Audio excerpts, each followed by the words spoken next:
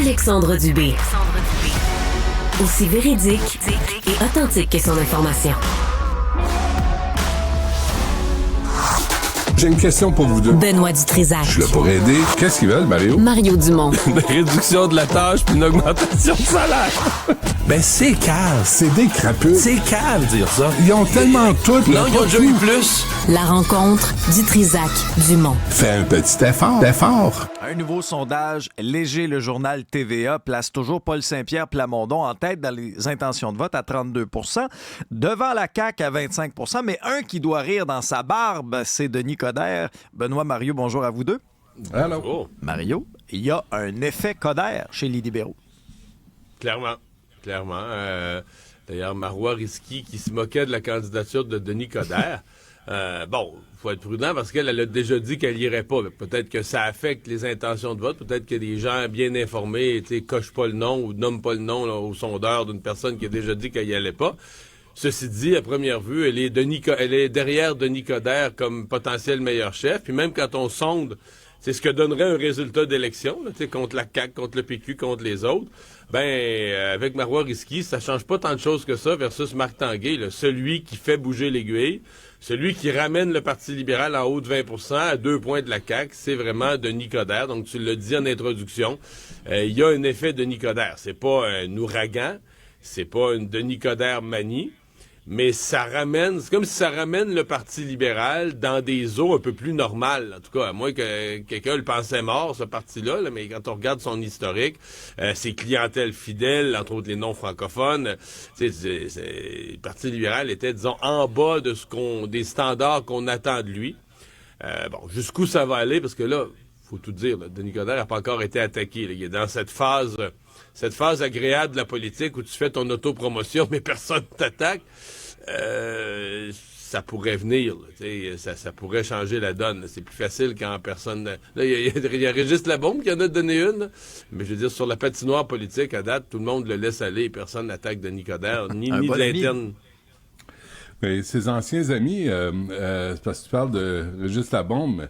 Moi, j'avais Robert Poitiers, là, qui était ministre des Transports, qui travaillait vraiment proche avec Denis Coderre, puis qui a eu un peu la même réaction. C'est comme laisse la place à la relève, là, Denis. Tu sais, c'est... il y en a pas. Notre tour est C'est ça, passé. quelle relève? Il y en a pas. Ce qui est intéressant, c'est qu'il faut remonter à décembre 2020 pour obtenir un score similaire. Ça veut dire que Denis Coderre a le même effet que la pandémie sur la popularité du Parti libéral du Québec. Moi, c'est la conclusion à laquelle je m'en... Mais là, il va recruter des fédéralistes à la CAQ. La CAQ, là, ça va pas bien parce que là, le PQ ressuscite comme Frankenstein sur sa table d'opération. Il va aller chercher les indépendantistes à la CAQ. Ce qu'il en reste, indépendantistes qui sont pas trop carriéristes ou opportunistes, fait qu'il doit en avoir. Et la CAQ va perdre à Denis Coderre les vrais fédéralistes qui sont déçus de M. Legault. M. Legault est sur la clôture, puis il y en a qui veulent qui choisissent un côté ou de l'autre. Ça peut être intéressant, mais là encore, faut-il que tout soit en place, puis que vraiment, là, il y a des discussions, parce que Denis Coderre est attaquable sur plusieurs fronts. Alors, tu sais, on est au début de la patente, là. On va voir. Puis ce qui est intéressant, c'est que il y a un sondage qui est sorti, vous l'avez pas lu, là. Les membres de Québec solidaire, à 78 % ignoraient qu'avant Valérie Plante, il y a eu des maires à Montréal. Sondage scientifique, ça, Benoît. Là. Sondage de la firme du Trisac incorporée. C'est ça. Une référence à la matière. Exactement. mais Mario, dans le dernier léger, il y a quand même des chiffres aussi assez révélateurs pour François Legault, là, qui est moins populaire que son parti. Puis il y a le taux d'insatisfaction à Robert Bourassa. Là, ça, c'était quelque chose là, qui regardait vraiment avant même les intentions de vote. Le drapeau rouge est levé. Ah, le drapeau rouge. Mais ça fait c'est le même drapeau rouge que l'automne passé. Là. Même, on pourrait dire, ça s'est stabilisé. Là. S'il compare avec décembre, si François Legault veut se consoler, s'il compare janvier avec décembre, ce sondage-ci ou février avec décembre, ce sondage-ci avec le précédent, ça baisse plus. On n'est pas haut, mais on baisse plus. Là. C'est un peu ce que la CAQ peut se... Non, c'est pas un plancher. Ça existe pas un plancher. Moi, quand je descendais avec l'ADQ, on essayait toujours de se convaincre qu'à chaque sondage, c'est un plancher. Puis s'il y a une chose que tu apprends, ça peut toujours descendre plus bas. Désespère pas, ça peut toujours descendre encore plus bas. Il y a plusieurs sous-sols, hein? Ça se peut, là. C'est comme un stationnement en place Bonaventure. Il y a plusieurs sous-sols. Mais j'allais dire, dans le cas de la CAQ, la plus grosse inquiétude, tu as souligné, Alexandre, l'insatisfaction. Mais quand on résume le sondage, exemple à la télé, quand on le résume, on dit, bon, il y a 33% de satisfaits, puis il y a 64% d'insatisfaits. Et quand tu regardes le sondage détaillé, vous le savez, les sondeurs, ils demandent très insatisfaits, assez insatisfaits, et les très insatisfaits. Donc là, tu dis, c'est des gens, là, où je les appelle les furieux contre le gouvernement. Ils sont pas juste comme, moi, je suis un peu déçu. Ils sont furieux contre le gouvernement. C'est 34%. Donc, sur les 64% d'insatisfaits, il y en a plus de la moitié, il y en a 34%, c'est plus que le tiers de la population du Québec, là, qui sont furieux contre le gouvernement. À l'autre bout du spectre, des gens très satisfaits, on va les appeler les majorettes, là, ceux qui disent « moi, la CAQ, je suis vraiment content, je les aime vraiment ». Ils sont pas juste à dire « le gouvernement est correct, il est bon, là, il fait le job ». Non, ils sont des très satisfaits, sont 5%. 34% de très insatisfaits, 5% de très satisfaits. Alors, Jean-Marc Léger me faisait remarquer hier à Cube, il y a 7 fois plus de gens furieux contre le gouvernement que de gens vraiment qui en sont les promoteurs. Ce qui veut dire que quand tu te promènes dans la société, tu vas dans des soupers entre amis, ou tu vas dans des soupers de famille, ou tu vas à l'aréna pendant le hockey, puis ça se met à parler de politique. Il y a 7 fois plus de gens qui font la promotion de l'idée que le gouvernement est pourri, qu'on est écœuré. Alors ça, pour la CAQ, c'est un vrai problème. Ça veut dire que là, il y a des détracteurs du gouvernement. Alors, faut que tu calmes cette insatisfaction-là. Faut que tu crées un peu plus de satisfaire. François Legault devrait même pas regarder la colonne des intentions de vote. Il devrait dire, là, faut que je gouverne, que je prenne des bonnes décisions, que je remette des gens de mon bord, tu sais. C'est la vraie catastrophe. Est-ce que la CAQ a encore des alliés? Tu sais, parce que, d'abord, furieux contre le gouvernement, là, faut pas virer fou, là. C'est très insatisfait, Benoît. Non, je comprends, mais, tu sais, la CAQ est pas responsable du prix des aliments. Tu sais, la CAQ, on peut bien... Dans l'esprit, c'est peut-être pas dans les faits, mais dans l'esprit de bien des gens sont responsables de tout ce qui va mal. C'est le gouvernement. On parle des faits, là. Tu sais, on n'est pas à Radio X, là. On parle des faits. C'est basé sur quoi, là, cette fureur, là, cette colère contre le gouvernement? Tu sais, moi, je comprends, là, toutes les entourloupettes, l'état des hôpitaux, l'état des écoles, on nous avait promis des améliorations. On les attend encore, tu sais, puis là-dessus, tu sais, moi, j'ai pas de colère, j'ai beaucoup de déception face à la CAQ en fonction de ce qu'ils avaient annoncé comme intervention à venir, de la part d'un gouvernement qui allait pas embarquer dans le débat constitutionnel, laisser faire le fédéraliste, tu sais, il y avait comme un discours, là, au milieu, qui ressemblait évidemment à celui de l'ADQ à l'époque aussi. Tu sais, on va s'occuper de la business courante, puis on verra la Constitution après. Et là, on arrive, là, on voit Fitzgibbon faire un peu ce qu'il veut, on voit Jean-François Roberge s'enfarger dans la moindre question qu'on lui pose, Éric Kerr a échappé le ballon en informatique, vous avez fait la nomenclature des déceptions, tu sais, Geneviève Guilbeault fait rien de mieux que ses prédécesseurs dans les transports. C'est ça aussi, tu sais, je pense s'il y avait eu moindrement de mini-succès avec la CAQ, de mini-réalisation, on ne serait pas si dur envers ce parti politique. Mais on est tellement déçus sur chaque maudit dossier qu'à un moment donné, tu dis, bon, ben écoutez, si vous n'êtes pas capable de faire la job, là, retournez lobbyiste, là, retournez faire autre chose. Ouais, mais là, l'avantage qu'ils ont, c'est qu'il leur reste presque 3 ans dans le mandat. Fait que là, il est encore temps de faire des choses. En fait, le premier problème qu'il y avait, Benoît, tu dis, leurs projets sont décevants, mais il n'y en avait plus dans le deuxième mandat. Dans le premier mandat, là, il devait faire la loi 96 sur la langue. Il devait faire la loi 21 sur la laïcité. Il devait faire les maisons des aînés. Il devait faire les maternelles 4 ans. Puis je dis pas que tout ça était parfait, puis ça a été fait dans certains cas, ça a été fait à moitié ou aux 2 tiers, mais ils avaient leur plan de match. Ils ont été réélus avec le slogan « Continuons ». OK, continuons, mais continuons quoi? Continuons. Puis, finalement, les gens étaient satisfaits de la pandémie, de la gestion de la pandémie globalement, satisfaits du premier mandat, ils les ont réélus. Mais c'est comme si le lendemain matin, ils se sont rendus compte, ben là, on a été réélus, mais on n'a pas vraiment notre plan de match. Fait que là, ce qui est devenu leur plan de match, c'est ce que la société leur amène. Les négos du secteur public, toutes sortes de problèmes. Là, après ça, des problèmes informatiques à la SAAC. Mais comme eux n'ont plus leur propre programme d'action, Ils deviennent un gouvernement, un parti, puis un gouvernement qui sont ballottés par les événements, puis qui font juste réagir. Là, de surcroît, vous allez me dire, ils réagissent mal, dans certains cas, d'une façon dérisoire. C'est encore pire. Mais c'est déjà dur gouverner quand t'as pas ton... Sur quoi tu travailles aujourd'hui? Alors moi, je pense que c'est ça, il faut qu'ils se redonnent quelques priorités économiques. T'as dit la santé, les écoles, faut que ça marche. Faut qu'ils se donnent quelques affaires, puis qu'on voit des résultats. Puis que là, le taux de satisfaction remonte au moins un petit peu, là. Il y a des dossiers qui sont pas réglés. Là. On va enlever un sujet tout de suite. Là. Je voulais revenir sur un homme abattu dans un stationnement bondé. En fin d'après-midi. Il est où François Bonnardel pour dire on s'occupe de la sécurité publique? À chaque fois, cette nuit, là, dans la Gazette, la Montreal Gazette, là, on parle de 4 incendies criminels en une nuit à Montréal. Il est où, François Bonnardel? C'est toujours la même question. Lionel Carman sur l'itinérance, il a sorti de l'argent. Il est où depuis le dossier de Florence Lamoureux sur les mères et les pères violents à la DPJ? Il est où, Lionel Carman? Ils sont tous assis sur leurs mains, puis ils n'osent pas sortir. On a tous reçu Caroline Proulx sur le stade olympique. Elle connaît les médias, elle se présente, elle va au bat. Ils sont où les autres? Elle est où, Geneviève Guilbeault?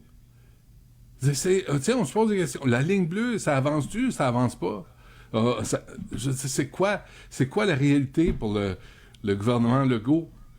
Ils sont dépassés à droite puis à gauche, et je pense qu'une grosse partie du problème, c'est les communications. Ils savent plus communiquer le petit message qu'ils peuvent avoir. Ils sont toujours décevants. Ils s'enfargent d'un fleur du tapis, où on se cogne à des attachés de presse qui sont arrogants, qui sont mouchamardes. Engager du monde là, qui vont collaborer avec les médias, puis peut-être que là, les gens vont dire, OK, ben là, le tunnel La Fontaine, il est prévu pour quand? Ça avance-tu? Est-ce qu'on est selon l'échéancier? Parce que ça coûte 2 milliards, le tunnel La Fontaine, puis ça empêche la circulation. Est-ce que ça avance, ça? À Québec, là, on va faire quoi pour les transports collectifs? On ne sait pas, ils ne savent pas, ils improvisent. Puis, tu sais, en même temps, ils ont été réélus par quoi? Par défaut? Tu veux-tu Gabriel Nadeau-Dubois qui va faire ses classes? Déjà, il n'a jamais travaillé de sa vie. Penses-tu qu'on va le mettre premier ministre? Dire, on va arrêter avec ça. Marc Tanguay, il n'est pas intéressé, puis il fait peur aux enfants. Alors là, tu mets qui en place? T'as pas le Saint-Pierre Plamondon. Selon un autre sondage. Ah ouais? Un autre sondage de la ferme du Trisac et du Trisac. 88% des enfants entre 3 et 8 ans ont peur de Marc Tanguay quand il fait ses gros yeux à la télé. La ferme du Trisac est une des seules qui s'est spécialisée dans le sondage auprès de 8 ans et moins. C'est très niché. Non, mais Benoît, tu parles de Paul Saint-Pierre Plamondon. Là. Ça va bien, ses affaires, dans les sondages, mais quand on regarde un peu les chiffres, es-tu étonné de voir que le quart des électeurs péquistes, finalement, voteraient contre la souveraineté? Comment appelle-t-on un péquiste qui est contre la souveraineté? Pierre-Marc Johnson. C'est tout ce que j'ai comme réponse. C'est quoi? Tu dis, je veux le Parti québécois. Venez pas dire que vous savez pas c'est quoi l'article 1 du Parti québécois. Venez pas me dire que vous savez pas. Ça se peut. Qui était René Lévesque, Jacques Parizeau, Bernard Landry, Pauline Marois, c'est Gérald Godin. Ils se sont battus. Pourquoi ces gens-là? Pour la souveraineté du Québec. Fait que si et le pouvoir. Benoît, ils se sont battus aussi pour le pouvoir, en promettant votre un bon gouvernement. Pis... Oui, mais aussi pour, finalement, obtenir l'indépendance du Québec.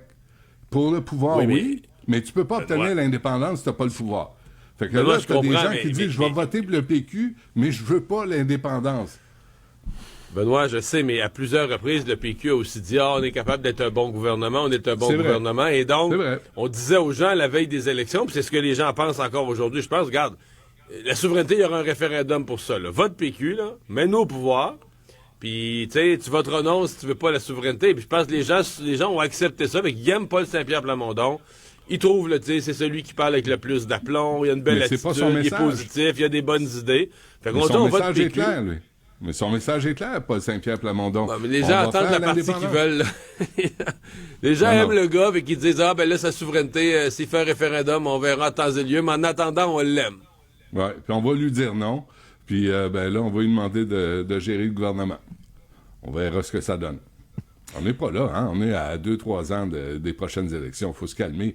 Peut-être la CAQ va retrouver quelque part enterré, 6 pieds sous terre, c'est leur foutu boussole. Peut-être qu'ils vont... Peut-être que Denis Coderre va refaire le résultat de Robert Bourassa en 1973, qui avait eu 102 des 108 sièges, là, puis tout raflé. C'est vrai. Si Denis choque, là, ça peut ça peut passer par là. Je sais pas, peut-être. Faites bien attention, là. Parlant de Tout est choquer, possible, Benoît. tout est possible en politique. Pendant ce temps-là, de l'autre côté de la frontière, des nouvelles du Donald, qui a essuyé un revers en cour d'appel, qui a rejeté sa demande d'immunité. Mario, l'immunité, là, il parle que de ça depuis des semaines. Il voulait donc son immunité présidentielle. C'est important de dire, les amis, qu'il existe, l'immunité présidentielle existe aux États-Unis. Depuis longtemps, là, un président ne peut pas être poursuivi. Il y a toute une liste de choses pour lesquelles un président ne peut pas être poursuivi parce qu'on veut garder une liberté d'action au président. C'est déjà prévu dans la Constitution américaine. C'est que celui que tu appelles le Donald, lui, il veut tu sais, dans les forfaits, là, quand tu t'abonnes à un service, il veut l'immunité plus, là, tu sais, l'immunité service de luxe, complète et absolue. Ses avocats ont même dit, écoutez, ses avocats ont même laissé entendre qu'un président qui commanderait l'assassinat de son adversaire politique devrait être laissé tranquille, devrait être au-dessus des lois. Alors, c'est juste pour donner, je sais pas s'il pensait vraiment ça. Oui, mais juste pour donner une idée du genre d'immunité qu'il a en tête, pour bien faire comprendre. Et là, il a perdu, mais là, il va continuer. Il a déjà dit qu'elle allait en appel puis se rendre jusqu'à la Cour suprême avec ça. Moi, ma seule remarque, écoute, il y aurait 1000 affaires à dire, tout ça est plutôt bizarre et un peu triste, mais si j'étais un électeur, je me méfierais d'un candidat aux élections qui est si obsédé par l'idée que les lois s'appliquent pas à lui, là, que les lois... Pourquoi tu te présentes là, aux élections? Pourquoi c'est si important pour toi que les lois criminelles, que les lois du pays t'en soient protégées, que tu sois au-dessus des lois en toutes circonstances? Mais il l'a été jusqu'à maintenant. Il l'a été jusqu'à maintenant. Là, Donald, il dit « Don't tell me I can't grab her by the pussy ». C'est permis pour moi là, d'attraper les femmes par... leur chatte, traduction libre en passant, là, pas de sondage là-dessus. Pas de firme, mais jusqu'à maintenant, il s'en est tiré avec des horreurs. Il s'en est tiré. Écoute, Eugene Carroll, il faut qu'il la paye. Ouais. Il l'a agressé sexuellement. Il s'en est tellement tiré que dans sa tête, il dit pourquoi ça arrêterait? Puis moi, je me mets à sa place, puis avec raison, tu sais. Il dit, j'ai l'air d'une citrouille, je dis des énormités, je dis des mensonges, je mène les Américains les uns contre les autres, puis on veut quand même m'élire président des États-Unis. Pourquoi la loi s'appliquera à moi?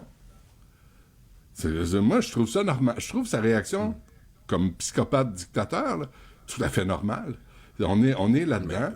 Mais les Américains auront ce qu'ils méritent, là, s'ils votent encore pour lui. Mais je suis quand même curieux pour, disons, l'exercice sociologique de la chose, de voir, parce que lui est convaincu que quand ça va se rendre à la Cour suprême, il part avec, comme on dit, il part avec une base, parce qu'il y a 3 ou 4 des juges de la Cour suprême qu'il a nommé lui-même. Il y en a 4 qui sont républicains, mais dont 3 qu'il a nommé lui-même.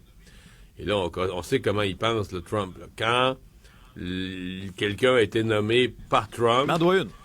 Ah ouais. Et donc, quand il y a un jugement, oublie la loi, oublie la Constitution, oublie les interprétations, oublie la jurisprudence, là. Tu vas du côté de Trump, t'as nommé, tu vas du côté de Trump. Or, les juges à la Cour suprême... Oui, mais c'est pas ceux qui vont faire ça, là.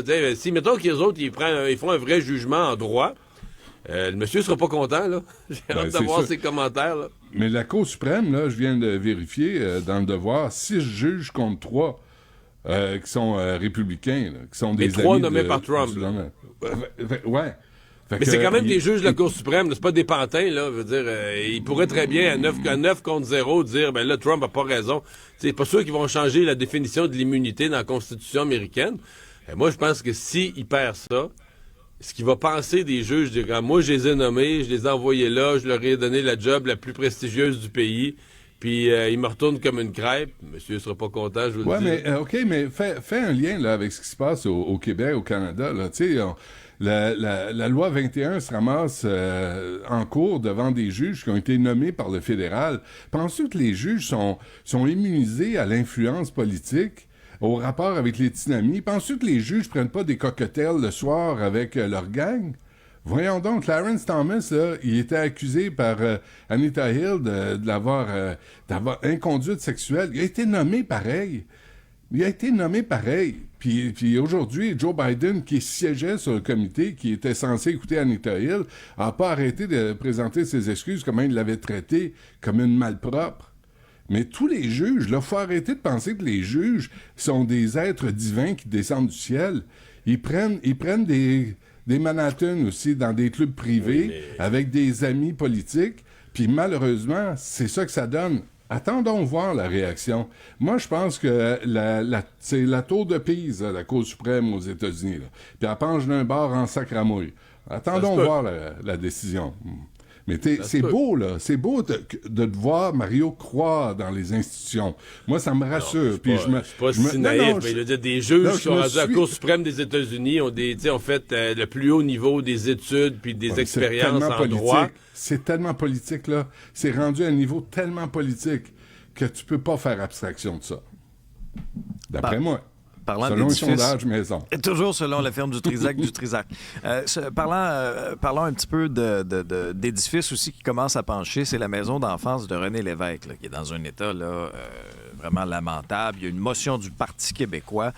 Benoît, qui doit prendre soin là, c'est propriété du gouvernement, mais qui doit prendre soin des maisons, des édifices patrimoniaux, par exemple, qui ont déjà appartenu à une personnalité importante du Québec? Ben moi, je pense qu'il serait temps sérieusement qu'on fasse une espèce de liste ou de répertoire ou de normes pour dire il y a tel immeuble associé à tel personnage historique du Québec doivent être maintenus pour notre patrimoine, pour qu'on sache d'où on vient. Maintenant, la liste à faire, là, c'est pas moi qui vais la faire ce matin, mais est-ce que la référence à René Lévesque est importante au Québec? Moi, je suis passé devant à un moment donné, quand je suis en vacances en Gaspésie, je me suis arrêté. Je dis, OK, c'est ici qu'il est venu au monde. Ça veut rien dire, c'est un édifice, là. C'est du bois, c'est des 2x4 puis des fenêtres. On peut le voir de même. Mais d'un point de vue symbolique, là, est-ce qu'on devrait s'attarder à des... Tu sais, on est en train de fermer les églises. On est en train de les vider, les vendre, les démolir. Est-ce qu'on devrait s'attarder à notre patrimoine au Québec et en fonction de l'importance de qui, là?